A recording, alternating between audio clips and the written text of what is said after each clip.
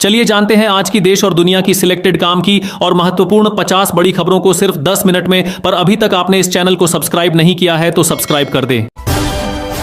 शशि थरूर ने केरल चुनाव को लेकर कहा कि वहां सरकार बनाने में बीजेपी की कोई भूमिका नहीं होगी। उनका कहना है कि अगर बीजेपी वहां अपना खाता खोल ले तो वही बड़ी बात होगी और अगर 2-3 सीट भी जीत जाए तो पार्टी के लिए वही खुशी की बात होगी। हेमंत बिस्वा शर्मा ने असम के जलुकबाड़ी से अपना नामांकन दाखिल किया। इस दौरान उनके साथ उनकी पत्नी रिणिकी और बेटा नंदिल भी मौजूद रहे। बेंजामिन नेतन्याहू ने यह भी कहा कि उनकी सेना लगातार आगे बढ़ रही है और ईरान को भारी नुकसान हो रहा है। उन्होंने दावा किया कि ईरान के 100 से ज्यादा मिसाइल लॉन्चर और कई हथियार बनाने वाली फैक्ट्रियां तबाह कर दी गई हैं। मोहन भागवत ने नागपुर में कहा कि दुनिया में ज्यादातर संघर्ष स्वार्थ और वर्चस्व की चाह से होते हैं। उनका मानना है कि स्थायी शांति सिर्फ एकता, अनुशासन और धर्म के रास्ते पर चलने से ही मिल सकती है और कई देश मानते हैं कि भारत ही मौजूदा युद्ध को खत्म कराने में बड़ी भूमिका निभा सकता है। खबर है कि बांग्लादेश के विदेश मंत्री खलीलुर रहमान अगले महीने भारत आ सकते हैं। ढाका में तारिक रहमान की सरकार बनने के बाद यह उनकी पहली विदेश यात्रा होगी। ईरान और अमेरिका इजराइल के बीच तनाव के चलते पाकिस्तान में तेल संकट गहरा गया है। शहबाज शरीफ की सरकार ने सरकारी कर्मचारियों के लिए हफ्ते में 4 दिन काम करने का नियम लागू किया है। आधे कर्मचारियों को वर्क फ्रॉम होम दिया गया है और लोगों से पेट्रोल डीजल कम इस्तेमाल करने की अपील की गई है। सुप्रिया श्रीनेत ने शशि थरूर के बयान से असहमति जताते हुए कहा कि वह उनकी बात से बिल्कुल सहमत नहीं है। बेंजामिन नेतन्याहू ने सोशल मीडिया पर फैली अपनी मौत की खबरों को गलत बताते हुए कहा कि वह जिंदा हैं और सबके सामने मौजूद हैं। ईरान ने दावा किया है कि उसने अब तक अमेरिका के 16 फाइटर जेट गिराए हैं, जिनमें 10 रीपर ड्रोन और कुछ रिफ्यूलिंग टैंकर भी शामिल हैं। शशि थरूर ने कहा कि अगर भारत और फ्रांस मिलकर शांति की कोशिश करें तो यह अच्छा कदम हो सकता है। यह बात उन्होंने प्रधानमंत्री नरेंद्र मोदी और फ्रांस के राष्ट्रपति इमैनुएल मैक्रों के बीच हुई बातचीत पर कही। महुआ मोइत्रा ने यूपी पुलिस और वाराणसी पुलिस से सवाल किया कि एक हिंदू शव शाकाहारी होता है या मांसाहारी। उनका कहना है कि जब तक इसका जवाब नहीं मिलता तब तक गंगा में चिकन खाने पर किसी को गिरफ्तार नहीं किया जाना चाहिए। नरेंद्र मोदी ने कतर के अमीर तमीम बिन हमद अल थानी से फोन पर बात कर उन्हें और कतर के लोगों को ईद की शुभकामनाएं दी। साथ ही उन्होंने कहा कि भारत कतर के साथ खड़ा है और ऊर्जा ढांचे पर हुए हमलों की कड़ी निंदा करता है। बेंजामिन नेतन्याहू ने कहा कि उन्हें यह भी नहीं पता कि इस समय ईरान को कौन चला रहा है, क्योंकि मोज्तबा खामेनेई अभी तक सामने नहीं आए हैं। हरियाणा विधानसभा में दी गई जानकारी के मुताबिक पिछले 6 साल में 18 से 45 साल के करीब 18,000 लोगों की हार्ट अटैक से मौत हुई है। यह आंकड़ा जनवरी 2020 से जनवरी 2026 के बीच का है। जोमेटो ने अपनी डिलीवरी प्लेटफॉर्म फीस बढ़ा दी है। पहले हर ऑर्डर पर 12 रुपये 50 पैसे लगते थे, अब इसे बढ़ाकर 14 रुपये 90 पैसे कर दिया गया है। यानी अब हर ऑर्डर थोड़ा महंगा पड़ेगा। ऑनलाइन मार्केटिंग कंपनियों ने प्रीमियम पेट्रोल के दाम बढ़ा दिए हैं। अब पेट्रोल 2 से लेकर 2 रुपये 30 पैसे प्रति लीटर तक महंगा हो गया है और ये नई कीमतें आज सुबह 6 बजे से लागू हो गई हैं। जम्मू कश्मीर के मुख्यमंत्री उमर अब्दुल्ला ने कहा कि बड़े पैमाने पर अधिकारियों के ट्रांसफर ज्यादातर गैर बीजेपी शासित राज्यों में होते हैं, खासकर पश्चिम बंगाल में, लेकिन उनका मानना है कि इससे चुनाव के नतीजों पर कोई खास असर नहीं पड़ता। उन्होंने कहा कि चुनाव नेता जीतते हैं, अधिकारी नहीं। साथ ही उन्होंने यह भी कहा कि वोटों की गिनती के बाद ममता बनर्जी भारी बहुमत से जीतेंगी। दिल्ली एनसीआर में मौसम अचानक बदल गया है। सुबह से ही कई इलाकों में बारिश हो रही है, जिससे लोगों को गर्मी से थोड़ी राहत मिली है और मौसम सुहावना हो गया है। इजराइल के प्रधानमंत्री बेंजामिन नेतन्याहू ने कहा कि अमेरिका होर्मुज जल्द मरुमध्य को खोलने के लिए कड़ी मेहनत कर रहा है और इजराइल भी इसमें हर संभव मदद कर रहा है। उनका कहना है कि अगर यह कोशिश सफल होती है तो तेल की कीमतें कम हो सकती हैं।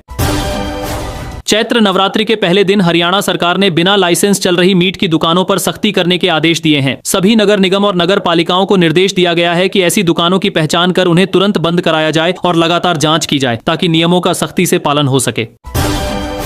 महाराष्ट्र के रत्नागिरी में दाऊद इब्राहिम की पुश्तैनी जमीन नीलाम कर दी गई है। सरकार ने सेफमा कानून के तहत जब्त की गई इन संपत्तियों को बेच दिया है। खरीदारों को अप्रैल 2026 तक पूरी रकम जमा करनी होगी, तभी यह सौदा पूरी तरह मान्य होगा। राष्ट्रीय स्वयंसेवक संघ के प्रमुख मोहन भागवत ने कहा कि ईरान वाले युद्ध को भारत ही रुकवा सकता है। केंद्रीय मंत्री जयंत चौधरी को जान से मारने की धमकी मिली है। ये धमकी सीधे उन्हें नहीं बल्कि उनके स्टाफ को फोन कॉल और व्हाट्सएप मैसेज के जरिए दी गई। मामला गंभीर लगते ही पुलिस में शिकायत कर दी गई है। कांग्रेस नेता हुसैन दलवाई ने शशि थरूर पर तंज कसते हुए कहा कि वो प्रधानमंत्री नरेंद्र मोदी के खास सहायक बनना चाहते हैं। वहीं थरूर ने ईरान मामले पर कहा था कि मिडिल ईस्ट पर सरकार की चुप्पी एक जिम्मेदार रणनीति हो सकती है। पंजाब के मुख्यमंत्री भगवंत मान ने कहा है कि उनकी सरकार राजस्थान से 1,44,000 करोड़ रुपए मांगेगी। उनका कहना है कि 1960 से अब तक राजस्थान ने पंजाब से 18,000 क्यूसेक पानी लिया है, लेकिन उसका कोई पैसा नहीं दिया गया। इस्लामिक रिवॉल्यूशनरी गार्ड कॉर्प्स ने दावा किया है कि ईरान के पास मिसाइलों की कोई कमी नहीं है और उनका उत्पादन लगातार चल रहा है। इससे पहले बेंजामिन नेतन्याहू ने कहा था कि उन्होंने ईरान की मिसाइल बनाने की क्षमता खत्म कर दी है। ईरान के सर्वोच्च नेता अयातुल्ला अली खामेनेई के निधन पर शशि थरूर के बयान से राजनीति में हलचल मच गई है। उन्होंने कहा कि भारत सरकार को समय रहते शोक संदेश भेज देना चाहिए था। ईरान और इजराइल के तनाव के बीच सोने चांदी के दाम में बड़ी गिरावट आई है। 10 ग्राम 24 कैरेट सोना 7,000 रुपए गिरकर 1,48,000 रुपए पर पहुंच गया है। पिछले 5 दिन में सोना 13,000 और चांदी 38,000 रुपए तक सस्ती हो चुकी है। असम में विधानसभा चुनाव से पहले सियासी हलचल तेज हो गई है। केसी वेणुगोपाल ने कांग्रेस की तीसरी लिस्ट जारी करते हुए 22 उम्मीदवारों के नाम घोषित किए हैं। अब तक कांग्रेस कुल 87 सीटों पर अपने उम्मीदवार उतार चुकी है। पश्चिम बंगाल चुनाव के लिए तृणमूल कांग्रेस ने अपना घोषणा पत्र जारी कर दिया है। मुख्यमंत्री ममता बनर्जी ने कहा कि हर नागरिक को घर घर इलाज मिलेगा और महिलाओं के लिए लक्ष्मी भंडार योजना जीवन भर चलती रहेगी।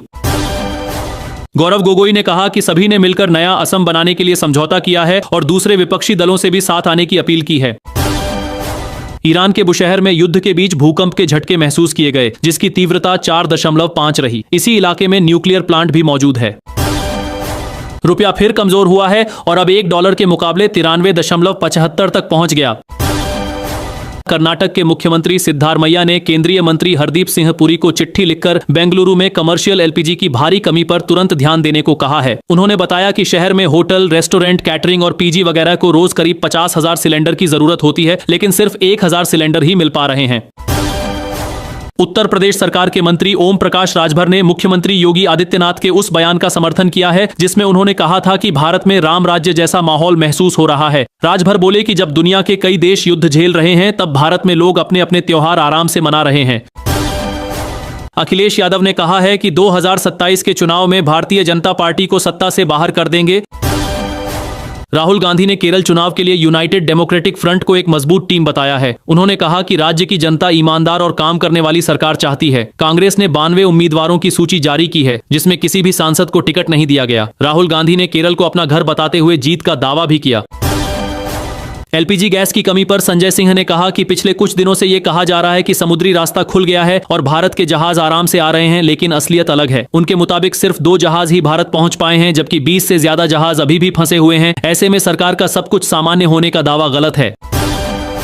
राहुल गांधी ने भारतीय जनता पार्टी पर हमला बोलते हुए कहा कि ये पार्टी खून खराबा करने वाली है और देश में नफरत व डर फैलाती है। उन्होंने ये बात दिल्ली में होली के दिन हुई एक हिंसक घटना के बाद कही, जो बाद में बड़े टकराव में बदल गई थी।